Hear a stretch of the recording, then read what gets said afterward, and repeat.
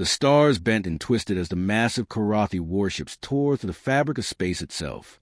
Commander Vex gripped the armrest of his command chair as reality snapped back into focus around them. Before him stretched a view screen showing a beautiful blue and green world spinning peacefully in the void. Target 7, as their military databases called it, looked exactly like dozens of other worlds the Empire had conquered over the centuries. Vex had been doing this for 23 years. He knew the routine by heart.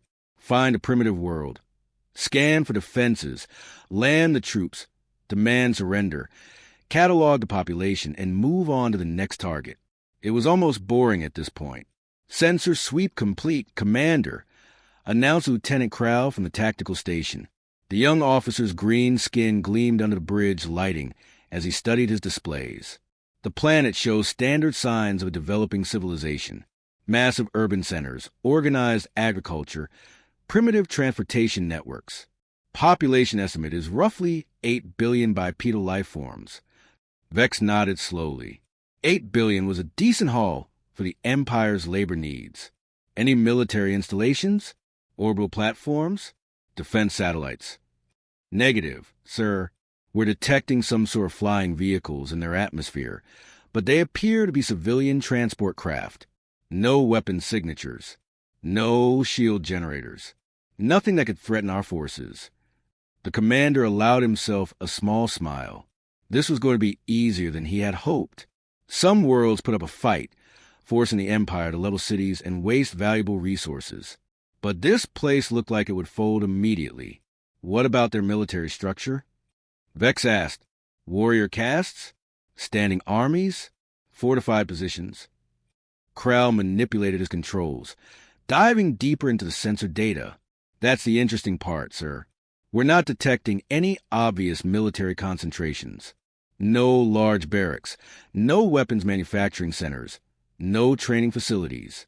It's almost like they don't have a proper military at all. Peaceful traders, then? Vex mused. The Empire had encountered plenty of those over the years. Species that focus entirely on commerce and culture, leaving themselves defenseless against more aggressive civilizations. They usually made excellent workers once properly motivated. Appears so, Commander. The population seems to be spread evenly throughout their cities, engaged in various civilian occupations. We're seeing what look like markets, schools, medical facilities, entertainment venues. Very standard civilian infrastructure. Vex stood and walked the viewport, gazing down at the world below. He could see the lights of cities twinkling like stars across the night side of the planet. Millions of these creatures go about their daily lives, completely unaware that their freedom was about to end. Signal the fleet, he ordered. Begin standard occupation protocols. I want landing forces in all major population centers within the next 6 hours. Focus on their capital cities first. That's where their leaders will be.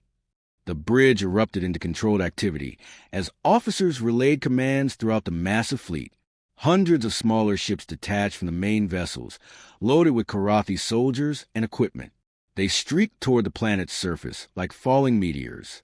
Vex watched the invasion unfold on his tactical displays. The first ships entered the atmosphere over something the inhabitants called New York, a massive urban center on one of the larger continents. More forces landed in London, Tokyo, Los Angeles, and dozens of other cities. Each landing was textbook perfect. Overwhelming force applied precisely where it would have maximum psychological impact. Within hours, Karathi soldiers were marching through alien streets, their advanced weapons and armor causing panic among the local population. The Empire's translators quickly cracked the dominant languages, allowing the soldiers to issue surrender demands in terms the natives could understand. The response was even better than Vex had hoped. Within minutes of the first landings, primitive communication networks began broadcasting surrender messages. Local leaders appeared on their broadcast systems, urging their populations to remain calm and cooperate with the occupying forces. There were no calls for resistance, no rallying cries for freedom, no last-ditch military responses. Commander, we're receiving reports from all landing zones, announced a communications officer. Local authorities are surrendering without resistance. They're actually helping coordinate the occupation, providing maps and population data to our forces. Vex chuckled to himself. These humans, as they apparently called themselves, were even more compliant than he had expected. Many species at least attempted some form of resistance in the early stages, even if it was hopeless. But these creatures seemed to understand immediately that fighting was useless. "Any casualties?" he asked. "None, sir. Not a single shot fired." The humans appear to be treating this as some sort of administrative transition rather than a military conquest. Perfect. A clean occupation meant more living workers for the Empire's factories and mines. Dead aliens were worthless aliens, after all. Vex settled back into his command chair, already thinking about his next assignment. At this rate, they would have the planet fully processed and ready for integration within a few weeks. Another easy victory for the Korathi Empire. Another world added to their vast collection of subjugated civilizations. 3 weeks had passed since the Korathi Empire landed on Earth, and Commander Vex couldn't believe how smoothly everything was going. His morning reports painted a picture of the most compliant species the Empire had ever encountered. As he sipped his morning stimulant drink aboard his flagship, he reviewed the updates flowing in from occupied cities across the planet. Captain Zill's voice crackled through the communication system from London. "Commander, the situation here remains completely stable. These humans are remarkable in their cooperation. Yesterday, one of our patrols got lost in the city's underground transport tunnels, and a local human actually volunteered to guide them back to the surface." Vex raised an eyebrow. That level of cooperation was unusual, even among the most docile species they had conquered. What about their daily activities? Any signs of underground resistance movements? None whatsoever, sir. Our surveillance shows them maintaining their normal routines. The humans wake up, consume their morning beverages, travel to their designated work locations, and return to their dwelling units in the evening. They even continue their recreational activities, gathering in establishments they call pubs and coffee shops, participating in physical activities they call jogging and yoga from the American sectors. Similar reports streamed in throughout the day.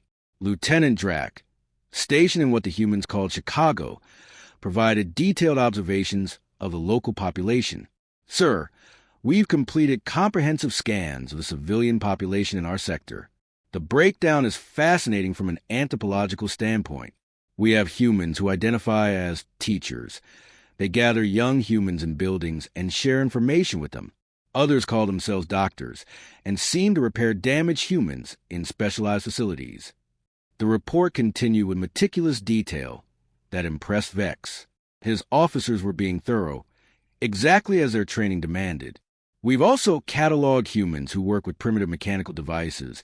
They call themselves mechanics and engineers. There are others who handle the distribution of goods and services, store managers, cashiers, and salespeople. The diversity of their civilian occupations is quite remarkable." What struck Vex most was how normal everything seemed. In other conquered worlds, even the most peaceful species showed some signs of stress under occupation. But these humans appeared to be treating the Korathi presence as just another part of their daily routine. They waited patiently at checkpoints, answered questions politely when stopped for identification, and even seemed curious about their alien occupiers.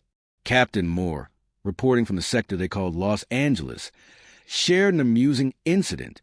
"Commander, you won't believe what happened yesterday. One of our soldiers was having difficulty with his environmental suit in the local climate, and a human female who works at something called a dry cleaning business actually helped him adjust it.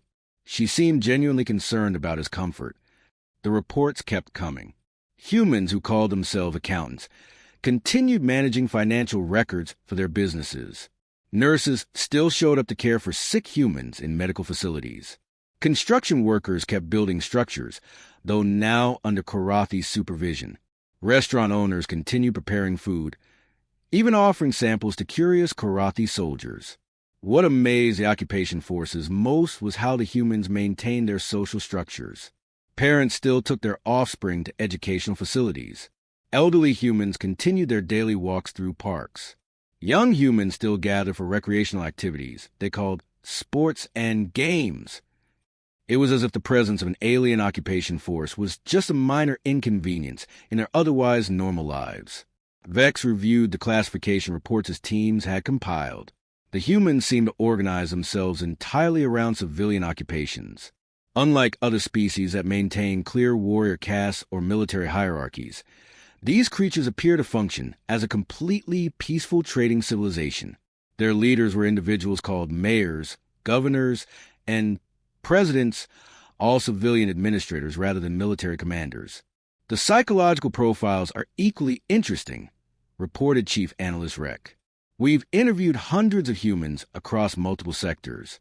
They show no signs of military conditioning, combat training, or warrior mentality. Their primary concerns seem to be maintaining their families, performing their jobs, and engaging in leisure activities. Even more encouraging was how quickly the humans adapted to new regulations. When the Karathi implemented travel restrictions, humans simply adjusted their daily routes. When curfews were established, they modified their evening activities without complaint. When identification checkpoints were installed, they lined up patiently and presented their documents with polite cooperation. Vex found himself almost disappointed by how easy this conquest had become. His forces had prepared for months of guerrilla warfare, underground resistance movements, and civilian uprisings.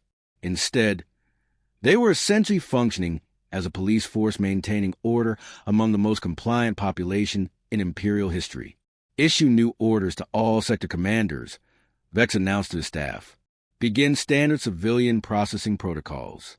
These humans can be categorized entirely by their stated occupations. No special security measures necessary. Treat this as a routine administrative integration.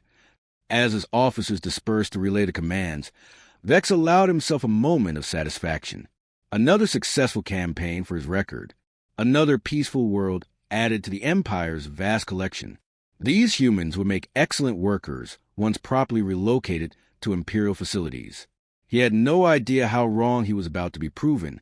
The morning sun cast long shadows across Maple Street as Patrol Unit 7 made their way through the quiet suburban neighborhood outside Denver. Squad Leader Rek checked his scanner one more time, confirming they had found the correct address. The house looked exactly like every other dwelling on the street. Neat lawn, white picket fence, children's toys scattered in the front yard. It was the picture of peaceful civilian life. Target confirmed. Rek announced to his team through their communication devices. Human male, designation Bradley, Tom. Occupation listed as hardware store owner. 2 offspring, 1 adult female mate. Standard civilian processing. The 3 Karathi soldiers approached the modest 2-story home with the casual confidence that had become routine over the past 3 weeks. Every human they had encountered so far had cooperated without incident. This would be no different. Private Zach checked his equipment. Sir, should we expect any complications? The file shows this human owns a business that sells tools and building supplies. Negative, Rek replied, adjusting his translator device. Tools for civilian construction work. Nothing that poses a threat to trained soldiers. Standard protocols apply. They walked up the concrete pathway, past a small garden where colorful flowers bloomed in neat rows. A bicycle with training wheels sat propped against a garage door. Through the front window, they could see warm light and the movement of people inside. It was a scene of domestic tranquility that seemed almost alien to the hardened soldiers. Rek pressed a button beside the door, producing a melodic chime inside the house. Within moments, footsteps approached, and the door opened to reveal a man in his 30s with kind eyes and callous hands. He wore simple civilian clothing, jeans, and a flannel shirt, and had the relaxed posture of someone who had just finished breakfast with his family. "Good morning," Tom said, his voice steady and polite. He kept his hands visible, exactly as the occupation authorities had instructed civilians to do during official contacts. "How can I help you today?"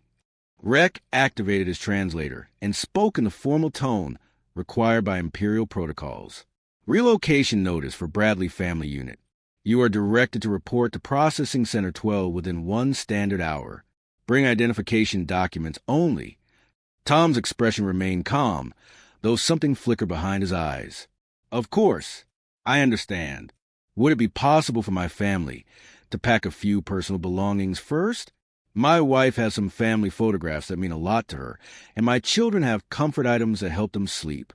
The request was reasonable, the kind of thing they heard from civilians across the occupied territories. But Rex's orders were specific. Processing efficiency required strict adherence to protocols. Negative. Personal belongings will be provided at your assigned facility. Your offspring will be processed separately to ensure optimal placement within Imperial systems. That last part was when everything changed. The transformation happened so quickly that Private Zach would later struggle to explain it in his incident report. One moment, Tom Bradley was a polite civilian making a reasonable request. The next moment, he had become something else entirely. Tom's relaxed posture shifted into something predatory. His kind eyes hardened into the focused gaze of a hunter. When he spoke again, his voice carried a quiet authority that made the seasoned soldiers instinctively step backward. "I'm sorry, but that's not going to work for me." Before Rec could respond, Tom moved. His actions were so fluid and precise that they seemed choreographed. He stepped inside Zach's guard, twisted the soldier's weapon away with movements that spoke of years of training, and neutralized the threat before the alien could even register what was happening. The second soldier tried to raise his weapon, but Tom was already moving again. The human's hands found pressure points that no civilian should have known existed. Within seconds, another Karathi soldier was down. Rek, the most experienced of the three, managed to activate his emergency beacon before Tom reached him. But by then, the hardware store owner had already disappeared into his house and emerged with something that made the squad leader's blood freeze. In Tom's hands was a device cobbled together from what appeared to be ordinary household cleaning supplies. Yet Rex's military training immediately recognized it as an improvised explosive with enough power to level half the block. "You have 30 seconds to leave my property," Tom said quietly. After that, this conversation becomes very different. Rex didn't need his translator to understand the threat. He backed away, keeping his hands visible, and retreated to a safe distance to wait for backup. When reinforcements arrived 20 minutes later, they found Tom Bradley gone. But what they discovered inside his house would change everything the Karathi thought they knew about human civilization. The modest suburban home contained enough hidden weapons to equip a small military unit. Advanced communication equipment was concealed behind false walls. Training manuals on tactics and explosives were hidden in innocent-looking bookshelves. The basement revealed a workshop capable of manufacturing sophisticated devices from everyday materials. Most disturbing of all was what they found in Tom's personal documents. This hardware store owner had military service records that would have impressed even Karathi special forces. Combat experience in multiple theaters. Advanced training in unconventional warfare. Specialized skills in demolitions and urban combat.